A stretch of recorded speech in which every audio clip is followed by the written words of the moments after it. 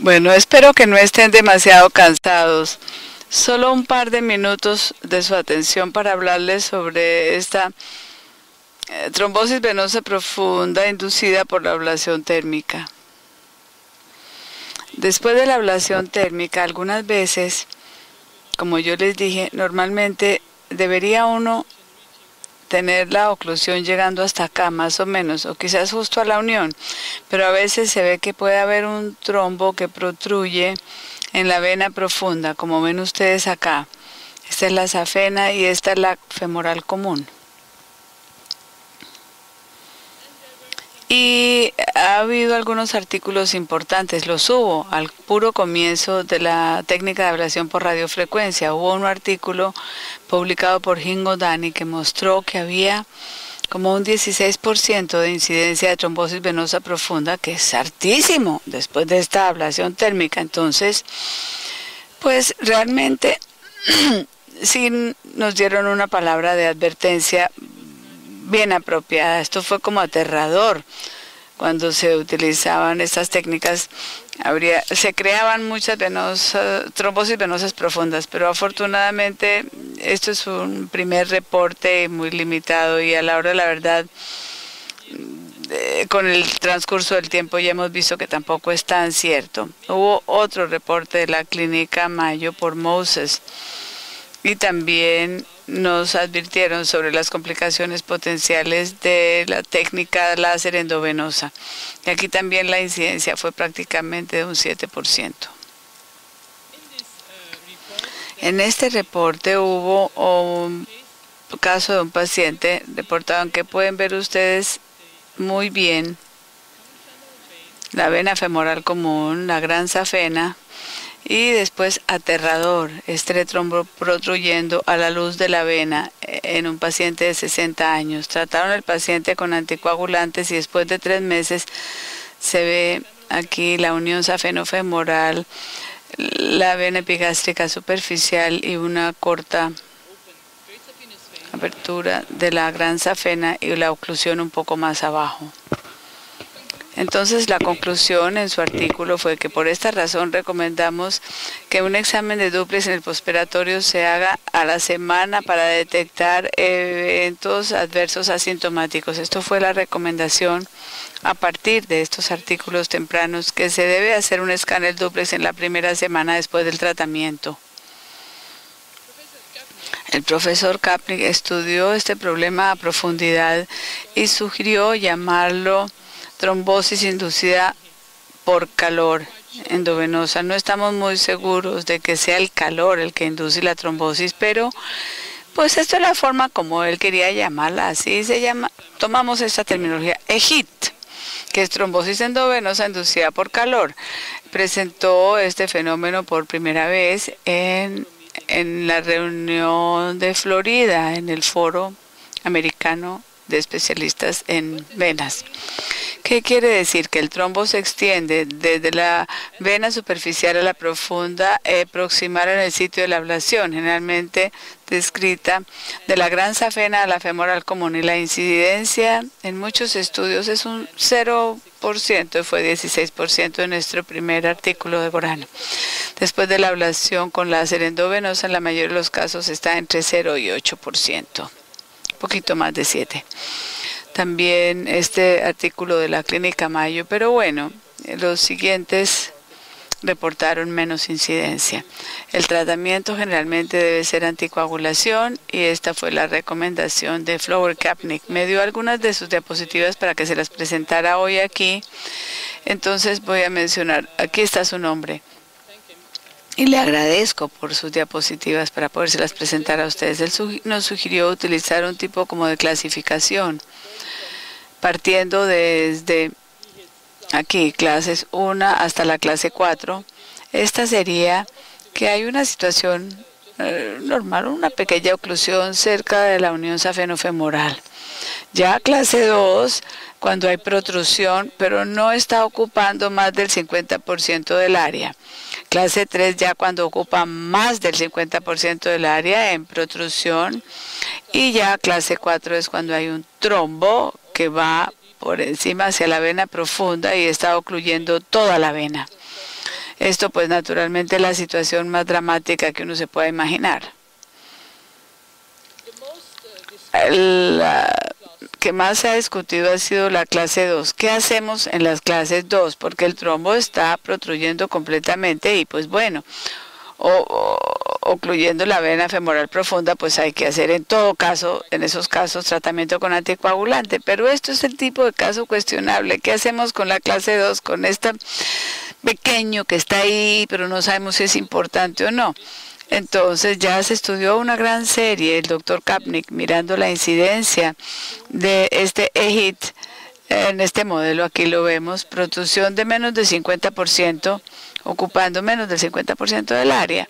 Entonces aquí un grupo importante de pacientes los trató o con láser endovenoso o con radiofrecuencia, con ablación segmental con esta técnica de cierre rápido de venas. Aquí hay algunos detalles de los métodos que él utilizó. La longitud fue básicamente la misma, más o menos 36 o 37 centímetros. Se utilizaron 14 vatios para el láser y para la radiofrecuencia fue el que les conté antes, el cierre venous. Aquí están los resultados, prácticamente un poco más de 3,000 pacientes tratados. Y en azul está la cantidad total de ablaciones. Él hizo más radiofrecuencias, de hecho, que láser. Estas están indicados respectivamente en verde y en blanco. En cuanto a las cifras, tuvo un total de 74 eventos HIT y en cifras absolutas 56 y 18. Y estos fueron distribuidos especialmente en GSB, otros SSB, otros en la vena safena anterior y una en una perforante en el grupo del láser endovenoso. Si miramos el porcentaje en cifras absolutas, la incidencia total fue de 2.40% y no hubo diferencias reales entre el láser endovenoso, pues la ablación o el del grupo de radiofrecuencia. La tendencia no fue estadísticamente importante. Hubo un poquito más baja la incidencia en el grupo de EFLA que en el grupo de radiofrecuencia, pero esto no llegó a una significancia. También, si miramos en forma separada la vena safena pequeña y la gran safena, las cifras también eran comparables. Entonces, ¿cuáles fueron las conclusiones de este trabajo del doctor Kapnick? Que la incidencia de la trombosis inducida por calor realmente no era muy distinta en los pacientes tratados o con la ablación con láser endovenosa comparada con radiofrecuencia. La frecuencia de la trombosis inducida por calor puede disminuir cuando aumente la experiencia institucional y quizás más se deba al hecho que la punta del láser o el catéter de radiofrecuencia no esté en la posición apropiada. Así que la utilización del dúplex durante el procedimiento es muy importante en estos casos para verlo muy bien. Y el tratamiento con o sin anticoagulantes, aparentemente no hay diferencias importantes en los desenlaces. Aquí vemos sus recomendaciones de tratamiento para HIT 1. No hay necesidad de hacer tratamiento. Cuando hay un trombo protruyendo, se le da heparina de bajo peso molecular durante 2 semanas, por ejemplo. Se hace un ultrasonido dúplex de control y si desaparece, se para el tratamiento. Si sigue habiendo trombo, continúa tratando con heparina de bajo peso molecular hasta el momento en que desaparece. Generalmente solo toma de 2 a 3 semanas el tratamiento. Claro que hay casos cuando hay más trombo en la vena femoral común, naturalmente se trata inmediatamente con heparina de bajo peso molecular. Inclusive en los casos iniciales un filtro de la cava se introdujo, pero yo pienso que esto no es necesario en estos casos. Hay un artículo reciente que apareció en el Journal of Vascular Surgery sobre el mismo tema. Y este grupo de Lawrence y sus colegas lo clasificaron de una forma un poquito diferente.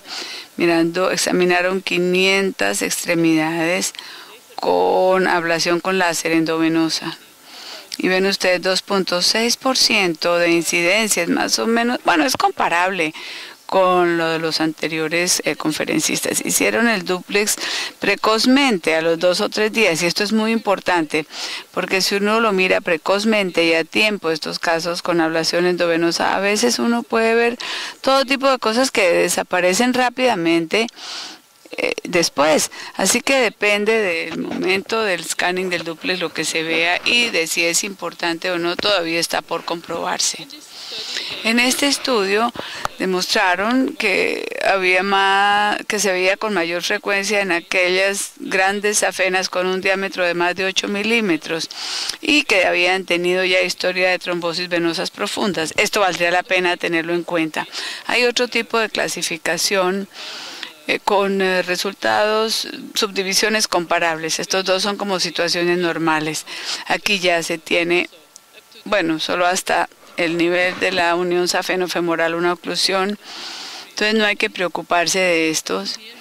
Aquí hay una protrusión del trombo, lo llaman nivel 4, y ya cuando el trombo ya se adhiere a la pared de la femoral común, lo llaman nivel 5, y si hay una oclusión completa, lo llaman nivel 6, que sería equivalente a la clase 4 mencionada por el doctor Kapnick.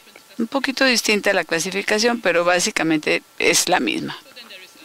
Hay otro artículo del grupo de Whiteley, hicieron muchas ablaciones endovenosas con láser y con radiofrecuencia y de nuevo hay una muy baja incidencia.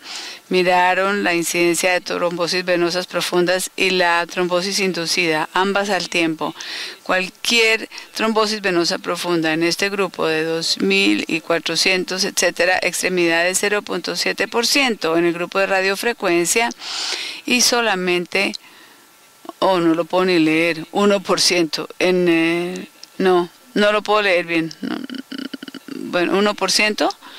En el grupo de EFLA, es decir, el grupo de ablación endovenosa con láser, y algunos trombosis venosas profundas de la pantorrilla. Si miran aquel tratamiento, verán que algunos de los pacientes fueron tratados un par de semanas, aquellos con trombosis inducida por calor, solo un par de semanas. Y aquí también, ven ustedes, un par de semanas. Y algunos pacientes ni siquiera fueron tratados. Y también, les desapareció, así que posiblemente muchos de estos, como eran eventos asintomáticos, muchos solamente transcurrieron y ni siquiera se sabe si uno no le hace el escáner con dúplex. En conclusión, la ablación endovenosa térmica induce trombosis. Algunas veces se le llama EHIT, como ya les dije, es un evento raro, quizás en menos del 1% de los pacientes ocurren. La embolía pulmonar es aún más excepcional. La trombosis venosa profunda se detecta con un dúplex de ultrasonido temprano entre 2 y 10 días. El curso es benigno. Hay retracción del trombo a las 2 o 3 semanas. Generalmente se puede tratar con heparina de bajo peso molecular u otros anticoagulantes y la observación simple de los pacientes puede ser suficiente en algunos casos. Gracias por su atención.